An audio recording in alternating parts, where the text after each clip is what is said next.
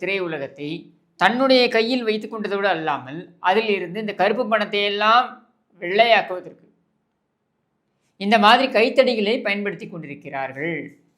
பயன்படுத்தி கொண்டிருக்கிறார்கள் என்ன, பயன்படுத்தி கொண்டிருக்கிறான். யார் அது அப்படின்னா அந்த உதவாநிதி. அந்த உதவாநிதிக்கு சாமரம் வீசுவதற்குத்தான் இந்த கமலஹாசன் போன்ற ஆஸ்தான அல்லக்கைகள் பயன்படுத்தப்படுகிறார்கள். அப்படி பார்த்தீங்கன்னா சூப்பர் ஸ்டார் ரஜினிகாந்த் அவர்களே எடுத்துக்கோங்களேன். இந்த கேடுகட்ட குடும்பத்துடைய சன் பிக்சர்ஸை வச்சு தான் அவரால் நடிக்க முடியுது. ஏன் அப்படின்னா இங்கே திரைத்துறையில் வேறு ப்ரொடியூசர்ஸை வேறு தயாரிப்பாளர்களை இயங்க முடியாது, இயங்கக்கூடாது. இந்த குடும்பம் மட்டுமே கோலோச்ச வேண்டும். இவர்கள் மட்டுமே கபலீகரம் செய்வார்கள். இவர்கள் மட்டுமே கோலோச்சி இவர்கள் மட்டுமே இங்கே நிரந்தரமாக இருக்க வேண்டும். நீங்களே யோசிச்சு பாருங்கள். இவங்க எடுத்த படம்லாம் எடுத்து பாருங்கள்.